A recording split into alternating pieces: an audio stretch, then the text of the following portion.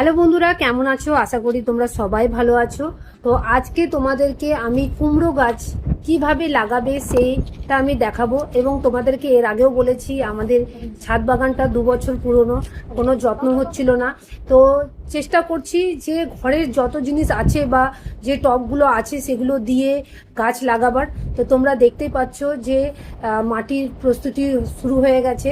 প্রথমে কি করলাম, যে পচা একটা টব ছিল, তো কুমড়ো তো মানে অনেক বড় লতানো গাছ হয়, তো সেই ক্ষেত্রে আমি তোমাদেরকে বীজ রোপণটা তো দেখাতে পারবো না এই ভিডিওতে, কারণ আমি যতগুলো বীজ ছিল আমার কাছে সেগুলো আমি একটা জায়গায় তাদেরকে রোপণ করে দিয়েছিলাম। এবং যেহেতু আমার কাছে সেরকমভাবে সমস্ত মেটেরিয়াল নেই যে তোমাদেরকে আমি দেখাতে পারবো যেরকম, কিন্তু চেষ্টা করব নেক্সট টাইম যাতে তোমাদেরকে দেখাই। দেখো এই টবের মধ্যে সমস্ত বিচুন দিয়ে দিয়েছিলাম, যে গাছগুলো হয়েছে সেই গাছগুলো বড় হয়ে গেছে দেখতেই পাচ্ছ, এবং সেগুলোকে এবার আলাদা লাগাবার দরকার আছে। না তো কি করবে, তারা এত হয়ে যাবে, তারা পুষ্টি পাবে না, শুকিয়ে যাবে এবং গাছগুলো মরেও যাবে। তো তার জন্য আমি করলাম কি, এদের জন্য আলাদা আলাদা যা আমার কাছে এই মুহূর্তে টব আছে সেই টবগুলো নিয়ে বা বস্তা আছে আমি সেগুলো নিয়ে গাছগুলোকে আলাদা আলাদা জায়গায় আমি রোপণ করতে শুরু করলাম, মানে রিপোর্টে।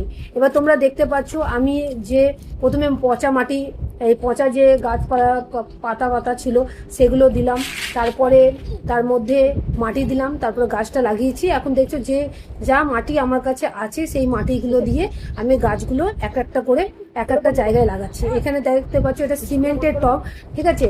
আমার কাছে আর কোনো টব সেরকম ছিল না, কিন্তু চেষ্টা করবে মাটির টবে বেশিরভাগ লাগাতে, বা লাগালে এই গাছগুলো খুব ভালো হয়। বস্তাতেও লাগালে ভালো হয়, আমি বস্তাতেও লাগাবো।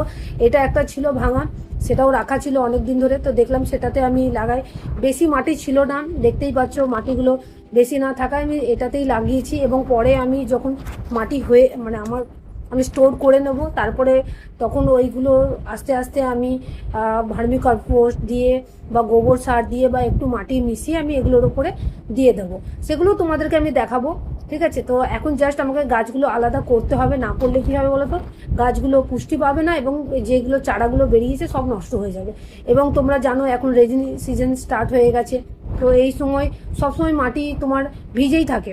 তো সেই ক্ষেত্রে আমি চেষ্টা করলাম, আমার কাছে যেহেতু শুকনো মাটি যতটুকু ছিল সেগুলো বালি মিশিয়ে আমি দিয়ে দিয়েছি। এর মধ্যে আমি কিছুই মেশাইনি। তোমরা যদি বলো যে অনেক জায়গায় তোমরা শুনবে যে ভার্মি কম্পোস্ট বা গোবর সার, নিম খোল এগুলো দিয়ে করতে বলে, কিন্তু আমি আপাতত এখন কিছুই দিইনি। যেহেতু চারাগুলো ছোট আছে, আমি কিছু সেরকমভাবে সার বা অন্য কিছু মেশাইনি, বিকজ গাছগুলো নষ্ট হয়ে যাওয়ার ভয় থাকবে।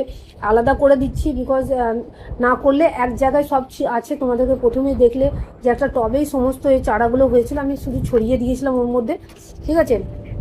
একটা একটা করে আমি সব আলাদা করছি। আমার কাছে সেরকম স্টোর টব নেই। এবার দেখো আমি বর্ষাতে লাগাচ্ছি, এই বর্ষাতেও আমি মাটিটা প্রথমে ভরে নিলাম এবং একটা একটা করে আমি গাছগুলো লাগাবো। এবং এই কুমড়ো গাছগুলো তোমরা জানো অনেক লতানো গাছ হয়, তো বেশি বর্ষাতে আমি সেরকমভাবে অনেকগুলো গাছ লাগাবো না, এই কটাই আছে বলে।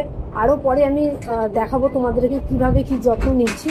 তো মোটামুটি তোমাদের সামনে তুলে ধরলাম যে তোমরাও চেষ্টা করলে বেশি কিছু লাগে না। সব থেকে বড় কথা হচ্ছে, এবার তোমাদের মাথায় আসবে যে এই বিচুনগুলো মানে আমি কি মার্কেট থেকে কিনেছি? না বন্ধুরা, এই বিচুনগুলো আমি মার্কেট থেকে কিনিনি। আমার কুমড়ো নিয়ে এসেছিলাম, সেখান থেকেই বিচুনগুলো আমি শুকিয়ে লাগিয়েছিলাম। বিকজ কুমড়োটা হলে খুব ভালো হয়, আমি সেভাবে ভাবিনি। আমি দেখলাম পাতাগুলো হলে সেগুলো তো অনেকজনই সবজি করে খান, তো সেক্ষেত্রে দেখলাম যে আমি পাতাটা যদি হয় তাহলে ভালো হয়।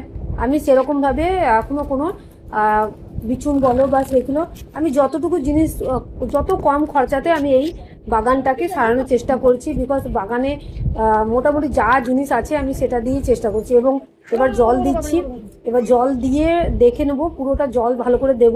আর প্রথম যখনই গাছ লাগাবে, আমি তোমাদেরকে সবসময় বলবো, যখনই তোমরা কোনো গাছ রিপোর্টিং করবে তখন অবশ্যই গাছের মানে যাতে জল বেরিয়ে আসে সেরকমভাবে ব্যবস্থা করে নেবে, যাতে জল জমে না থাকে। যদি তুমি যে কিছুতেই তুমি লাগাও, যদি জল জমে থাকে তাহলে গাছ শিকড় নষ্ট হয়ে পচে যাওয়ার একটা ব্যাপার থাকে।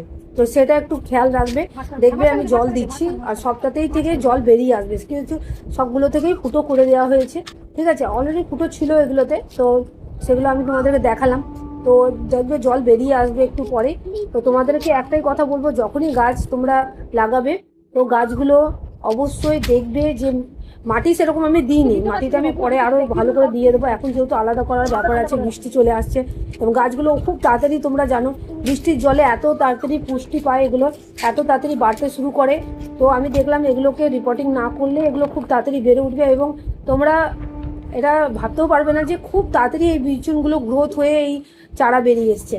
তো এগুলো আমি কিন্তু কোথা থেকে মানে কিনিনি এখনো পর্যন্ত, তোমাদেরকে যেটা বলছি।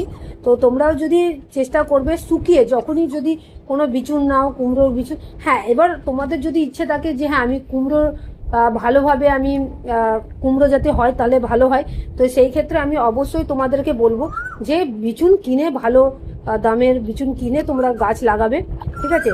তো আজকের জন্য এতটুকুই। কেমন লাগলো আমার ভিডিওটা নিশ্চয়ই কমেন্ট করবে। আরও কিছু জানার থাকলে অবশ্যই আমাকে জিজ্ঞেস করতে পারো, কমেন্ট করতে পারো। তো এতটুকুই আজকের জন্য, নেক্সট ভিডিওতে আবার দেখা হচ্ছে। বাই বাই, ভালো থেকো, সুস্থ থেকো।